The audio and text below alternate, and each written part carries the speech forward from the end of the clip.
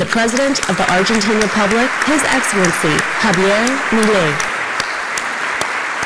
Okay.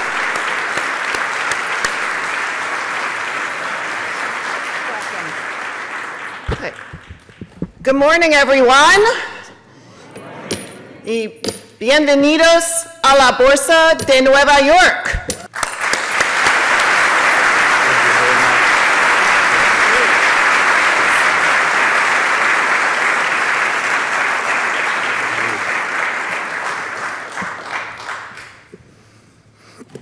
Hola a todos.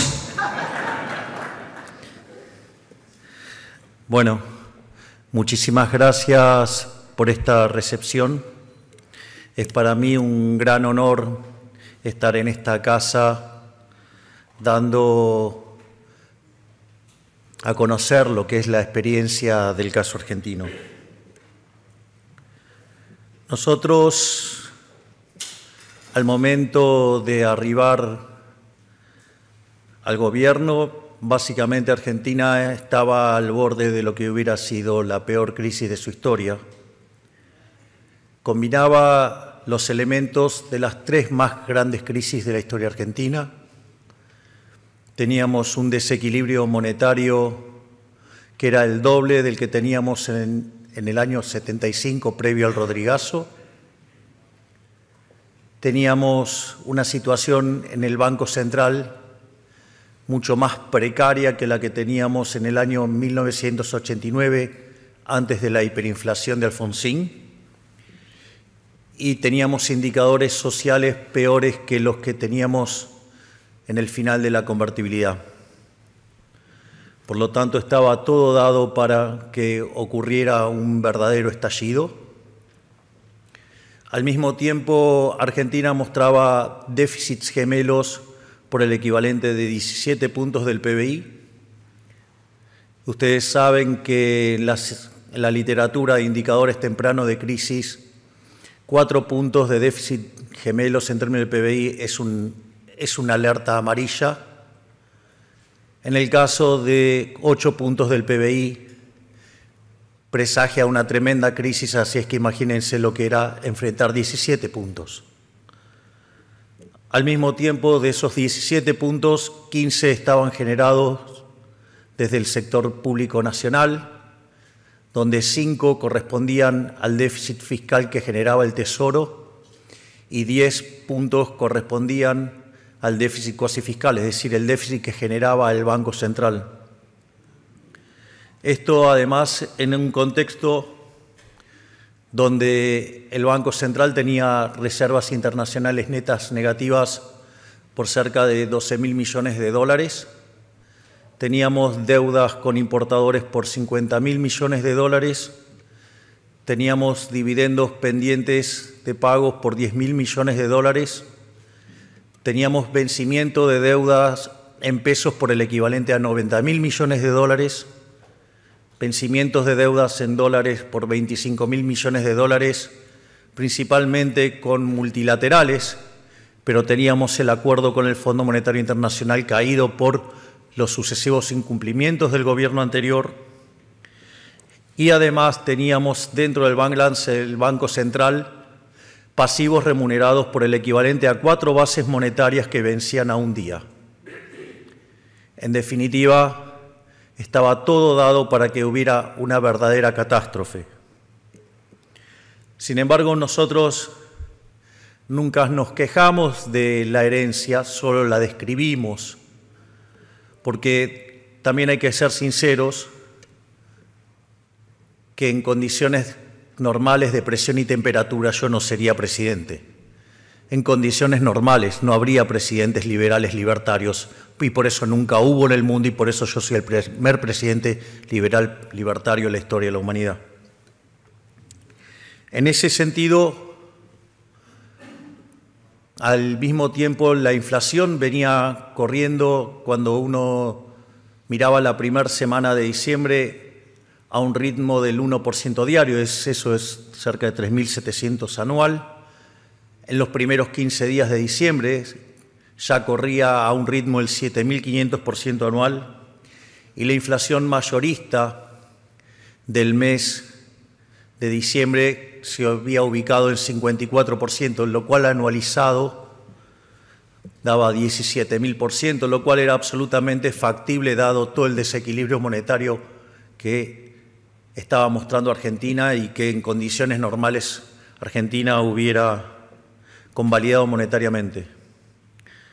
Por lo tanto, para evitar la catástrofe que hubiera causado una hiperinflación, necesitábamos cortar rápidamente con la emisión monetaria. En ese sentido, lo primero que emprendimos fue en el lado del Tesoro un fuerte ajuste fiscal y nos propusimos como meta alcanzar el déficit cero. La meta del déficit cero en términos financieros implica que la deuda no crece más. Si la deuda no crece, la relación deuda-producto es no creciente, por lo tanto el país se convierte en un deudor solvente y por lo tanto digno de crédito.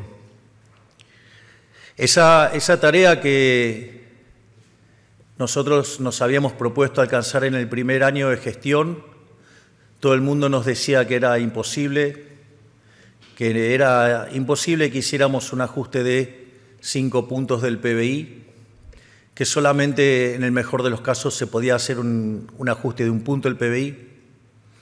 Además, en los últimos 123 años de historia, Argentina mostró déficit fiscal en 113 y en los 10 que tuvo superávit, ese superávit es engañoso porque Argentina estaba en default y no pagaba intereses. Y sorprendentemente, y gracias a la enorme labor del enorme ministro de Economía que tengo, que es Luis Toto Caputo, quien está aquí, alcanzamos el equilibrio financiero en el primer mes de gestión. Hoy ya llevamos 8 meses de superávit financiero. Hemos logrado reducir el riesgo país de niveles del 2.900 puntos a 1.300 y con una tendencia a que siga bajando y con un compromiso inquebrantable sobre las cuentas públicas. De hecho, días atrás me tuve que ver forzado a vetar un aumento irresponsable de las jubilaciones por parte del Congreso, donde increíblemente, mientras que durante la administración anterior las jubilaciones perdieron cerca del 40% en términos reales y que durante nuestro gobierno llevan ganado más del 5% en términos reales,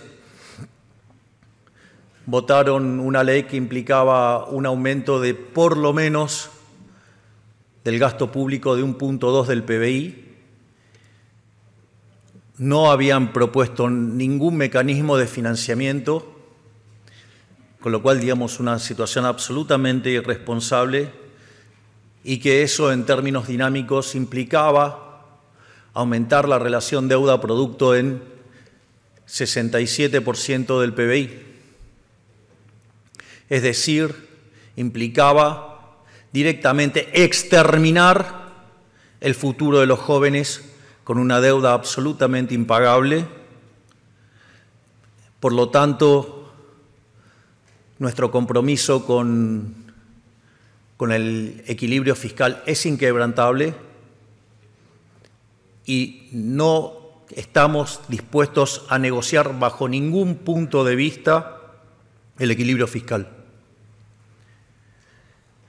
Ese equilibrio fiscal, con el correr de los meses, nos permitió no solo salvar el programa con el Fondo Monetario Internacional, sino que al mismo tiempo nos permitió ir armando una curva de pesos. Y en ese contexto comenzamos el saneamiento del Banco Central, ya que 2/3 del déficit se generaba desde el Banco Central y eso implicaba creación endógena de dinero que alimentaba además la inflación. Ya habíamos cortado el canal de emisión del Tesoro, entonces ahora teníamos que empezar a cortar los canales de emisión del Banco Central. Y esa tarea que nadie mencionaba, que nadie se animaba a señalar cómo se resolvía, en una labor gigantesca, propia de Cíclope, nuestro presidente del Banco Central, Santiago Bausili, en 7 meses logró eliminar el déficit cuasi fiscal junto a una enorme tarea hecha por nuestro secretario de Finanzas, el doctor Pablo Quirno, y a partir de ahora Argentina no emite más ni para financiar el fisco ni para financiar el déficit cuasi fiscal. Por lo tanto, estábamos en condiciones de avanzar hacia no solo ahora una situación de déficit cero, sino que estábamos en condiciones de avanzar hacia una situación de exceso de oferta de dinero cero. Esto significaba que estábamos en condiciones de emitir solamente contra compra de dólares. Y en ese contexto, básicamente, lo que nosotros considerábamos era que esa emisión tenía como contrapartida demanda de dinero y que consecuentemente eso no iba a llevar a una pérdida del poder adquisitivo de la moneda y por ende, digamos, iba a trabajar bien para bajar la inflación. Sin embargo, en la medida que fuimos avanzando nos dimos cuenta que en rigor, dado el control de capitales que aún persiste, que si bien es mucho menor que el que teníamos cuando iniciamos, solo para que tengan un orden de magnitudes, cuando nosotros llegamos solamente se pagaba el 15% de las importaciones y hoy se paga el 95% de las importaciones. Y en ese sentido aún tenemos problemas de stocks que resolver y eso tiene consecuencias en el diseño de la política monetaria, que voy a explicar dentro de un rato. Pero una de las cosas que nos dimos cuenta es que cuando uno tiene libre movilidad de capitales, aquellos que traen los dólares están comprando pesos y esos pesos los compran para hacer transacciones y por eso no genera inflación. Sin embargo, cuando ustedes tienen control de capitales, esa operación no es tanto comprar pesos, sino que es vender dólares porque están obligados. Y que esos pesos que ustedes están emitiendo ahora no necesariamente, digamos, tienen demanda de dinero y por ende el remanente es lo que está generando inflación. Frente a esa situación, decidimos radicalizar nuestra política monetaria y directamente ir a un nivel de emisión cero, es decir, que la cantidad de dinero quede constante. Naturalmente esto ha traído ya consecuencias, si se puede ver, porque la inflación mayorista hoy está en el 2,1%. Esto quiere decir que de venir viajando una inflación anualizada del 17.000%, hoy estamos en niveles del 2%, que significa 28% anual, lo cual es una verdadera hazaña, porque esto lo hemos hecho sin fijar el tipo de cambio, sin controlar precios, sin una hiperinflación previa que permita la reconstrucción de la demanda de dinero y eso facilite la estabilización, sin violentar derechos de propiedad. Y en el medio, además, recomponiendo precios relativos de precios que habían sido fijados por la administración anterior.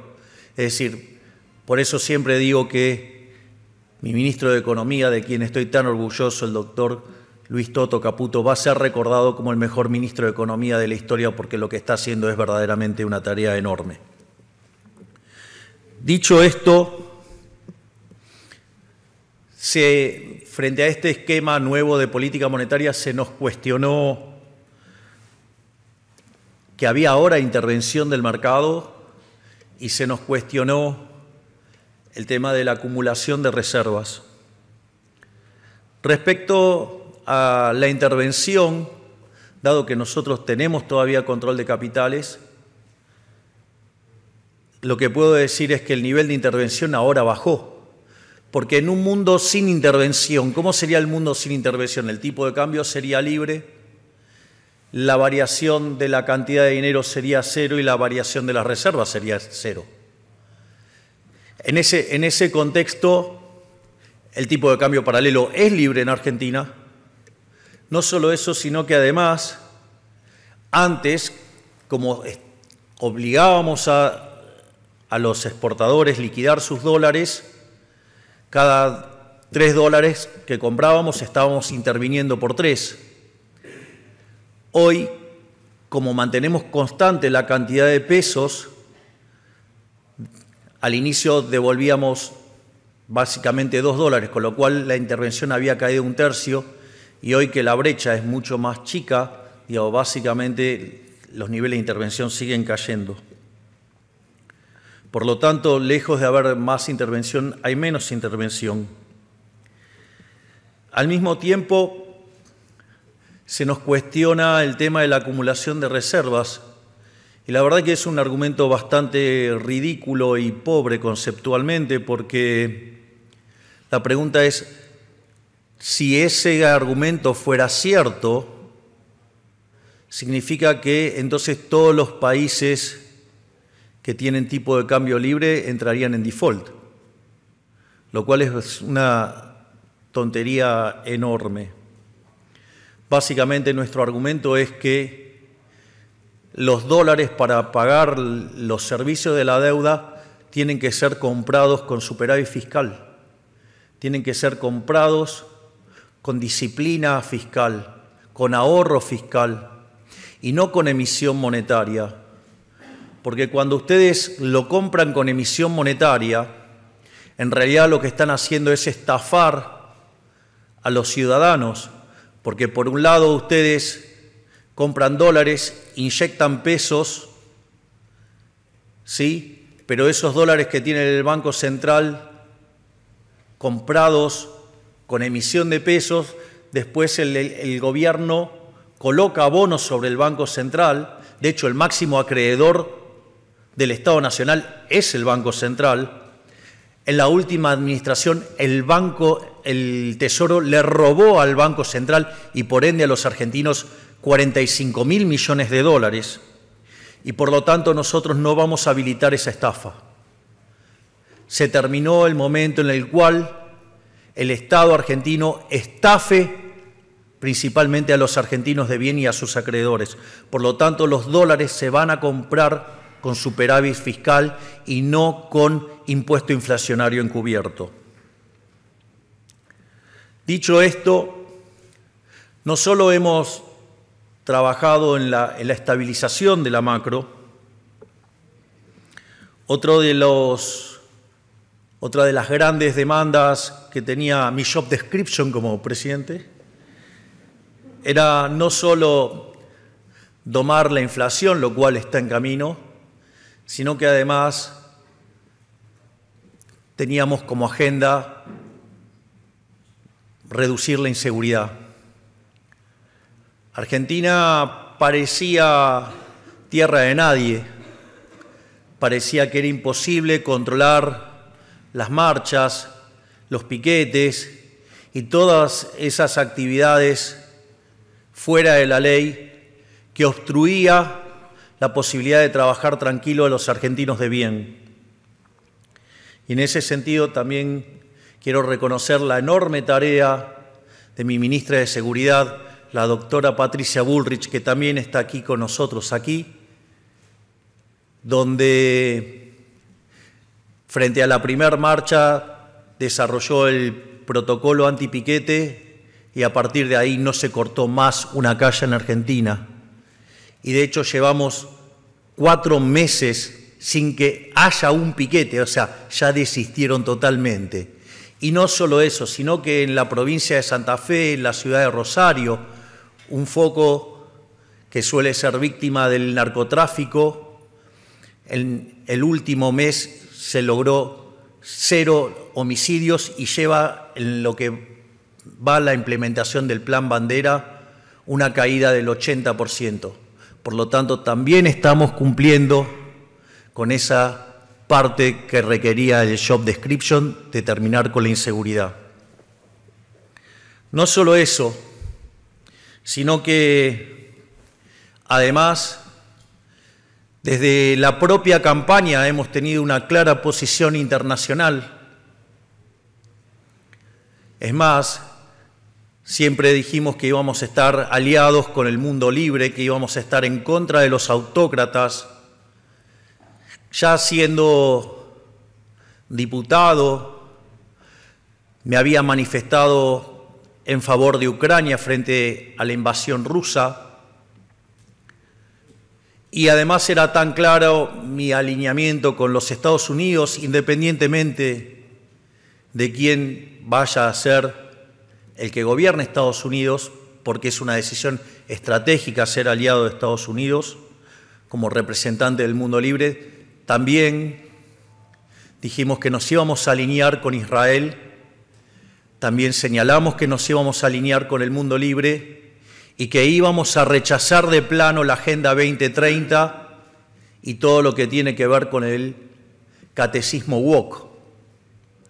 En ese sentido, en el día de ayer, mi grandiosa canciller, la doctora Diana Mondino, que está acá, dio una verdadera clase de por qué Naciones Unidas no debe alejarse de su objetivo original de mantener la paz y debería dejar de abrazar toda la agenda socialista que lo único que conduce es al empobrecimiento.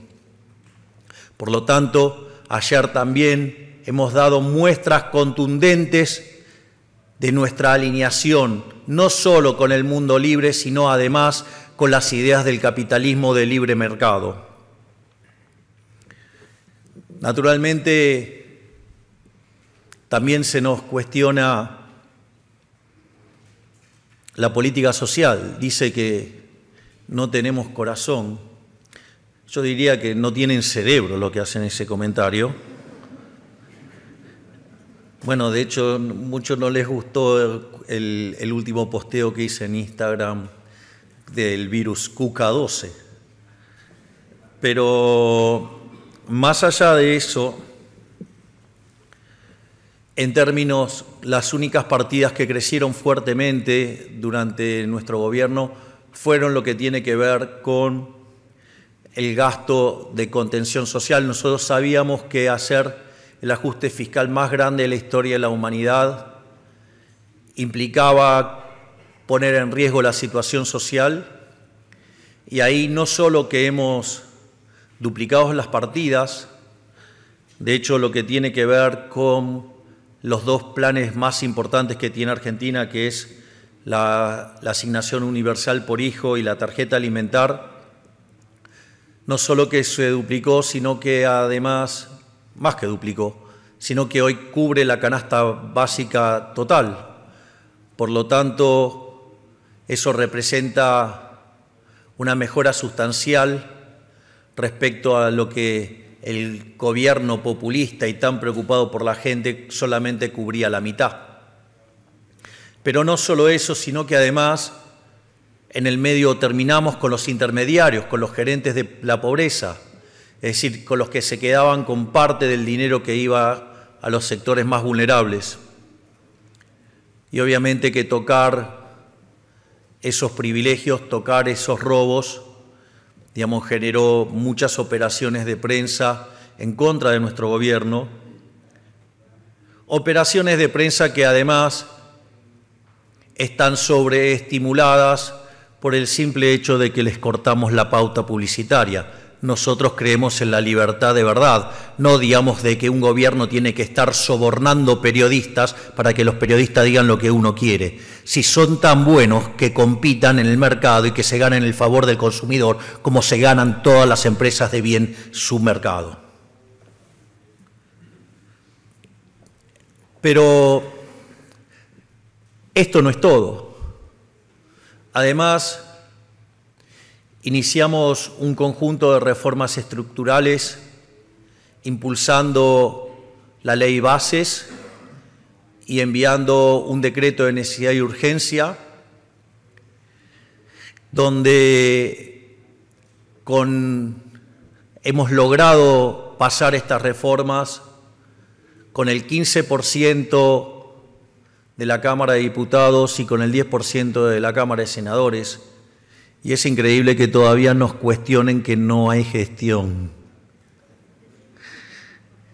Yo en eso también debo agradecer profundamente al doctor Guillermo Francos, que está en Buenos Aires, por su gestión en todo lo que tiene que ver con la cuestión política y poder conseguir tamaños resultados. ¿Por qué es importante esas reformas? Primero porque esas reformas son 8 veces más grandes que la reforma que hizo en los 90 Carlos Saúl Menem, siendo que la reforma de Menem había sido la más grande de la historia. Hoy la reforma estructural más grande de la historia es la que estamos llevando nosotros a cabo y que la hicimos solamente en 6 meses. Eso va a implicar que Argentina escale cerca de 80 puestos en términos de libertad económica y que en términos de funcionamiento del sistema empecemos a estar parecido a países como Alemania, Italia, Francia. Pero nosotros no nos alcanza eso. Nosotros tenemos planeado ser el país más libre del mundo. Y para ello todavía tenemos pendiente 3.200 reformas estructurales, que efectivamente cuando las terminemos vamos a ser, sin lugar a dudas, el país más libre del mundo. En eso también quiero resaltar la enorme labor que está llevando otro de los grandiosos ministros que tengo, que es el caso del doctor Federico Sturzenegger, donde día a día vamos desregulando y quitando trabas a la economía. Por lo tanto, no tengan dudas que lo vamos a dar todos para ser el país más libre del mundo, porque además aquellos países que son más libres son 12 veces más ricos que los reprimidos, tienen el doble de tasa de crecimiento, tienen 25 veces menos de pobres en el formato estándar y 50 veces menos en el formato extremo. Por lo tanto, si Argentina quiere salir del pozo que nos hundió el socialismo, lo que necesitamos es volver a abrazar las ideas de la libertad. Algo que ya hicimos. Argentina abrazó las ideas de la libertad en el año 1860, que fue cuando se puso en marcha la Constitución de Alberdi de 1853. Y de ser un país de bárbaro, en 35 años nos convertimos en la primer potencia mundial.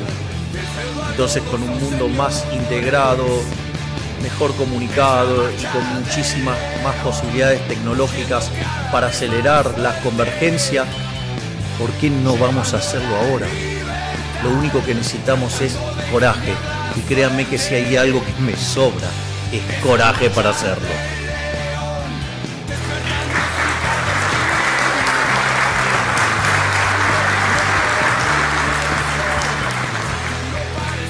Finalmente, la pregunta es, ¿y cómo van a crecer? El primer punto es, el crecimiento, digamos, de la expansión va a tener dos partes. Hay una parte que va a tener que ver con lo que es la recuperación cíclica.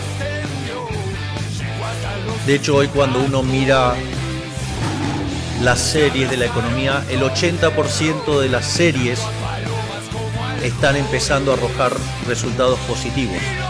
Es decir, el mapa de actividad argentina empieza a pintarse casi totalmente de verde. Y eso se debe a que en parte está ocurriendo una recuperación cíclica. Hace 5 meses que los salarios le vienen ganando sistemáticamente a la inflación, es decir, tenemos mejora de los salarios reales.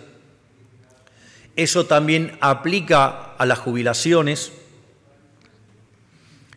Al mismo tiempo, bajar la inflación está eliminando esa distorsión que genera la inflación en el funcionamiento del sistema de precios. De hecho, también quiero mencionar algo porque la experiencia argentina también muestra algo interesante en materia de estabilización, y es que la forma sana de corregir la inflación no es subiendo la tasa de interés, sino que es dejando de imprimir dinero. Porque lo que hay que saber es que la tasa de interés existe independientemente de que exista el dinero. La tasa de interés existe porque existe el tiempo, no porque hay un banco central imprimiendo dinero.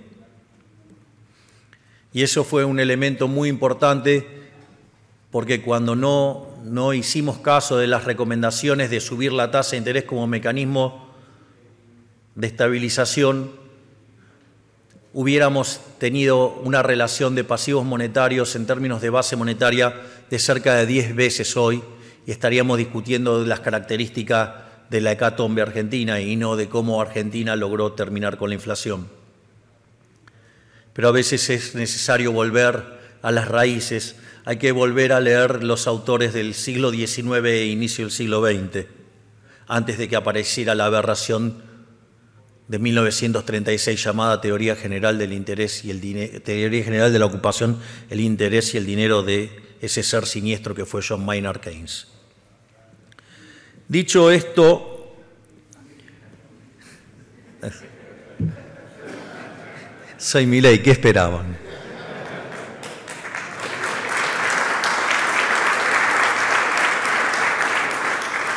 Dicho esto, también tenemos un elemento que nos juega a favor, que es la recomposición de stocks.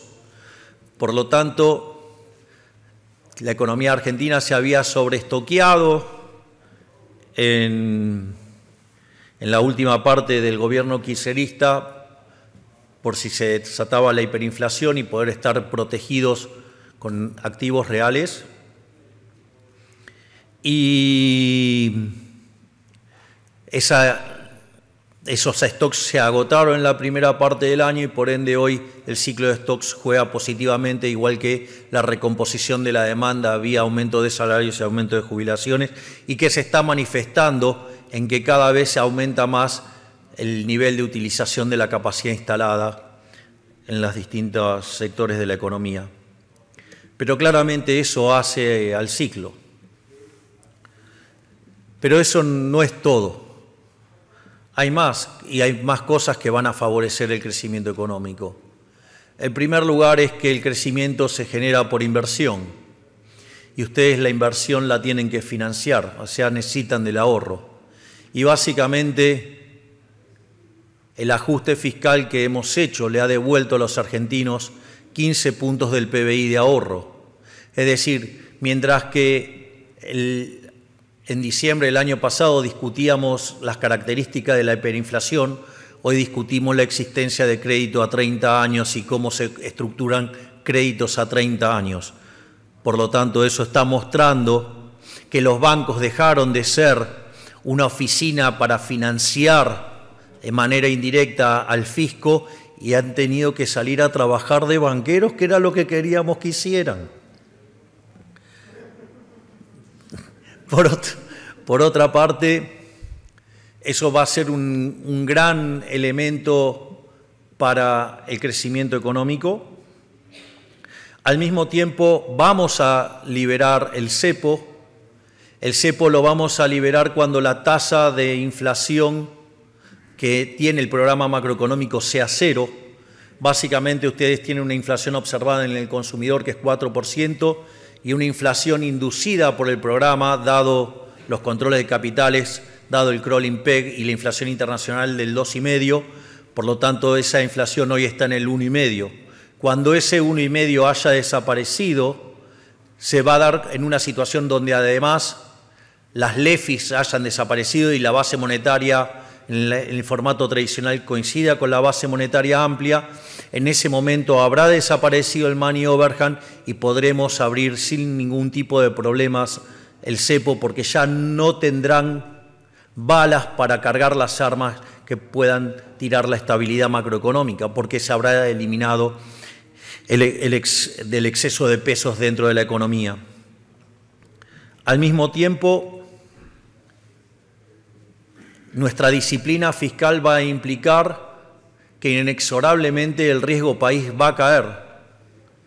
De hecho, cuando discutíamos los impactos de lo que está haciendo el Congreso, notamos que cada vez que sube el riesgo país 100 puntos básicos, el PBI en dólares cae 1.8 y cae 0.6 en pesos. Eso significa que, por ejemplo, si volviéramos a las andadas que proponen los degenerados fiscales que están en el Congreso de la Nación Argentina, implicaría perder 1/3 del PBI, implicaría perder cerca de 200.000 millones de dólares. No se los voy a permitir, les voy a vetar todos los excesos que quieran cometer cuando quieran atacar el resultado fiscal.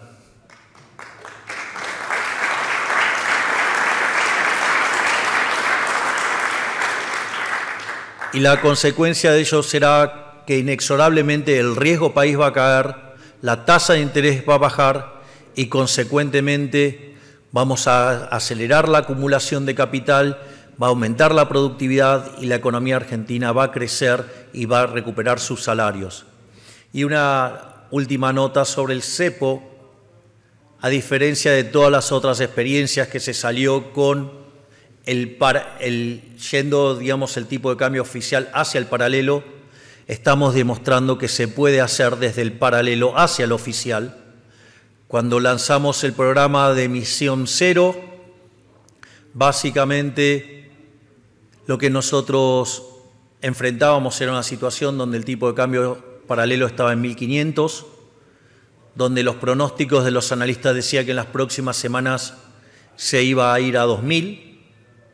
Hoy el tipo de cambio paralelo está en 1.200 y en algunas mediciones en 1.190, mientras que el tipo de cambio oficial corregido por el impuesto país está en torno a los 1.100, es decir que hoy la brecha se está comprimiendo a menos del 10%, por lo tanto cuando dijimos que se va a cerrar la brecha desde arriba hacia abajo, lo estamos cumpliendo y el día que terminemos de levantar el cepo, se cerrará el exceso de demanda de divisas y por ende se cerrará el exceso de oferta en el mercado de bonos y por ende subirá el precio de los bonos, bajará la tasa de interés, cerrará el exceso de oferta en el mercado de bienes, habrá una expansión adicional en la actividad económica, se cerrará también el exceso de oferta de trabajo y por lo tanto habrá mayores salarios con mayores empleos y por lo tanto con menos pobres e indigentes. Por lo tanto, quiero decirles que Argentina se está poniendo de pie, abrazando las ideas de la libertad. Estamos comprometidos en hacer el mejor gobierno de la historia, estamos comprometidos en ser un faro de luz para las ideas de la libertad, para que todo el mundo deje de lado las ideas socialistas y vuelvan a abrazar las ideas de la libertad y estamos convencidos que lo vamos a lograr. Así es que muchísimas gracias y ¡viva la libertad, carajo!